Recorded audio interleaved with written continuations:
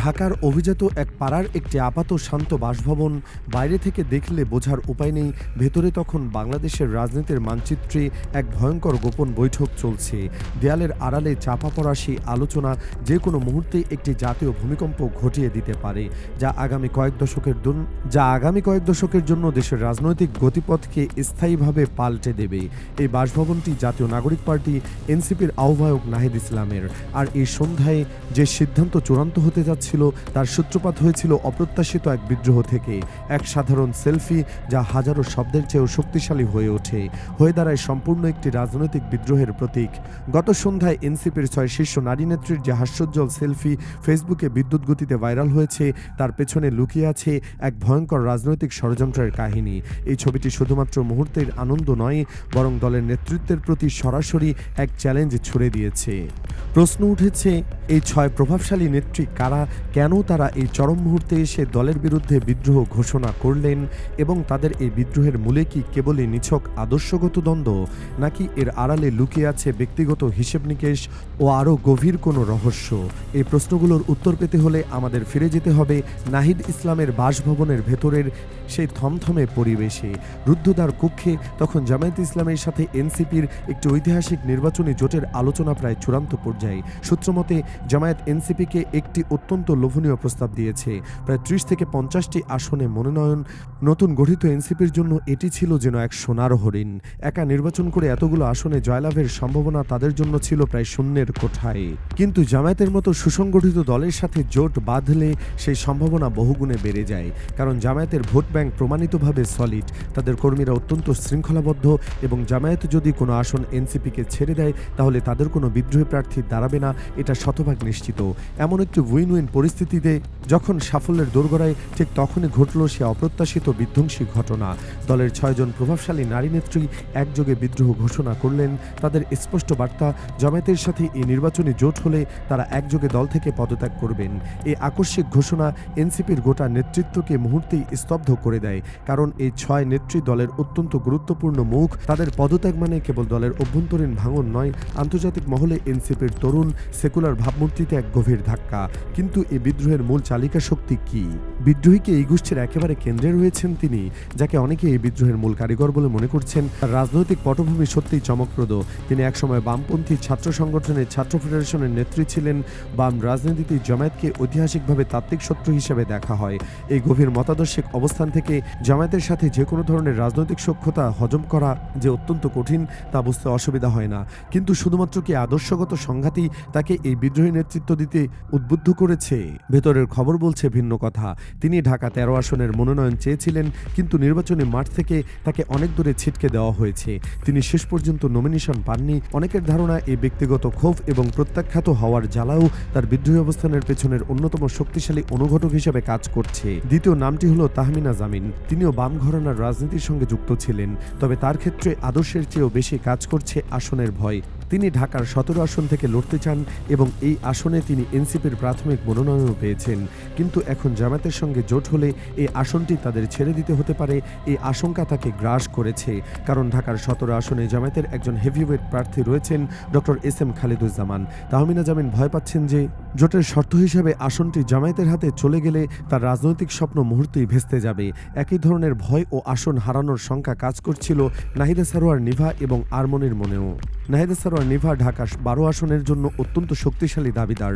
অন্যদিকে আরমনির প্রসঙ্গ উঠলেই অনেকের মনে পড়ে যায় লালন মেলার সেই কুখ্যাত বিতর্কিত ঘটনাটি। সে সময় লালন মেলার টাকা আত্মসাতের অভিযোগে একটি বহুল প্রচারিত বিডি রিপোর্ট নামে জড়িয়েছে নুসরাত তাবাসসুমের, এবং সেই নুসরাত তাবাসসুম এবার এনসিপির প্রাথমিক মনোনয়ন পেয়েছেন। এই ঘটনায় আরমনি তীব্র ক্ষোভে ফুঁসছেন। তিনি মনে করছেন দলের ভেতরে তার অবস্থান এবং প্রভাব ধীরে ধীরে দুর্বল হয়ে পড়ছে, যা এই বিদ্রোহের আগুনে আরও ইন্ধন জুগিয়েছে। তবে এই বিদ্রোহী গ্রুপের সবচেয়ে ইন্টারেস্টিং চরিত্র হলেন তাসনিম জারা। তার রাজনৈতিক ব্যাকগ্রাউন্ড গভীরভাবে পরীক্ষা করলে অনেক কিছুই পরিষ্কার হয়ে যায়। তাসনিম জারা তথাকথিত জুলাই বিপ্লবের উত্তাল দিনগুলোতে কিন্তু মাঠে ছিলেন না। যখন রাস্তায় তরুণরা গুলিবিদ্ধ হচ্ছিল, জীবন দিচ্ছিল, তখন তিনি কোথায় ছিলেন তা দলের ভেতরের অনেকেই জানেন না। অথচ বিপ্লব সফল হওয়ার পর তিনি হঠাৎ করে উড়ে এসে দলের নীতি নির্ধারক হিসেবে জুড়ে বসেছেন, যা অনেকের কাছে প্রশ্নবিদ্ধ। আরও মজার বিষয় হলো জোটে তাসনিম জারার আসনটি প্রায় নিশ্চিত অথবা নিশ্চিত হওয়ার পথে। তবুও তিনি এই বিদ্রোহী গ্রুপে যোগ দিয়েছেন। কিন্তু কেন? অনেকে মনে করছেন তিনি হয়তো নিজের সুশীল ইমেজ ও আন্তর্জাতিক গ্রহণযোগ্যতা বাঁচাতে চাইছেন। জামায়াতের সাথে জোটের বিরোধিতা করলে পশ্চিমা বন্ধুদের কাছে এবং প্রভাবশালী এনজিও মহলে তার গ্রহণযোগ্যতা বৃদ্ধি পাবে, এই কৌশলগত কারণে তিনি বিদ্রোহে সামিল হয়েছেন। এই 6 নেত্রীর বিদ্রোহের খবর ইতিমধ্যে ভেতরে বাইরে ছড়িয়ে পড়েছে, আর বিদ্রোহের আগুনে ঘি ঢালছেন বৈষম্য বিরোধী ছাত্র আন্দোলনের কিছু নেতা। আন্দোলনের সভাপতি রিফাত রশিদ ফেসবুকে স্পষ্ট লিখেছেন যে 30 বা তার বেশি আসনে জামায়াতের সাথে জোট এনসিপির জন্য একটি আত্মঘাতী সিদ্ধান্ত হবে। আরেক সমন্বয়ক এবং ডাকসুর পরাজিত ভিপি প্রার্থী আব্দুল কাদের আরও কঠোর ভাষায় তার ক্ষোভ প্রকাশ করেছেন। তিনি বলেছেন, এনসিপি অবশেষে জামায়াতের সঙ্গে জোট বাঁধছে এবং এর মাধ্যমে তারুণ্যের রাজনীতির কবর রচিত হতে যাচ্ছে। কিন্তু এই সমালোচনার জবাবে এনসিপির সমর্থকরা এবং জোটপন্থীরা একটি অত্যন্ত গুরুত্বপূর্ণ পাল্টা প্রশ্ন তুলেছেন। তারা বলছেন, বিগত 24 বছর ধরে জামায়াতে ইসলামী, ইসলামী ঐক্যজোট এবং অন্যান্য ইসলামপন্থী দলগুলোর সাথে জোট করে রাষ্ট্র চালিয়েছে এবং আন্দোলন করেছে। এমনকি এখনও বিএনপি জামায়াতকে সাথে নিয়ে কাজ করছে। তারা জমিয়তকে 4টি আসনে মনোনয়ন দিয়েছে।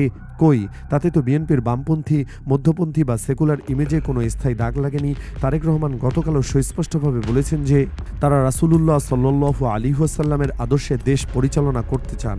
তবুও বিএনপি আজও নিজেদের মধ্যপন্থী দল হিসেবে পরিচয় দেন এবং সুশীল সমাজ, এমনকি ভারত, প্রথম আলো এবং দ্য ডেইলি স্টার সবাই সেটা মেনেও নেয়।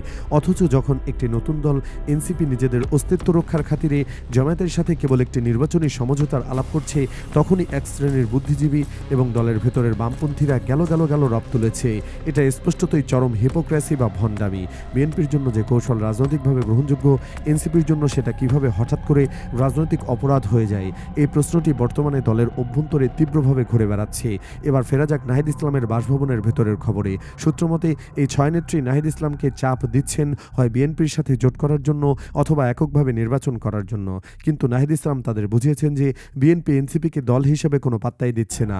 বিএনপি কেবল দলের কয়েকজনকে ব্যক্তিগতভাবে কিছু আসন ছাড় দিতে চাইছে, যা এনসিপির রাজনৈতিক অস্তিত্বের জন্য চরম অপমানজনক। অন্যদিকে জামায়াত এনসিপিকে সম্মানজনক 30 থেকে 35টি আসন এবং সমান অংশীদারিত্ব বা পার্টনারশিপের অফার করছে, যা তাদের রাজনৈতিক ভবিষ্যৎ নিশ্চিত করতে পারে। দলের সংখ্যাগরিষ্ঠ নেতারা যেমন সার্জিস এবং হাসনাত আব্দুল্লাহ জামায়াতের সাথে জোট করার পক্ষে জোরালো মত দিয়েছেন।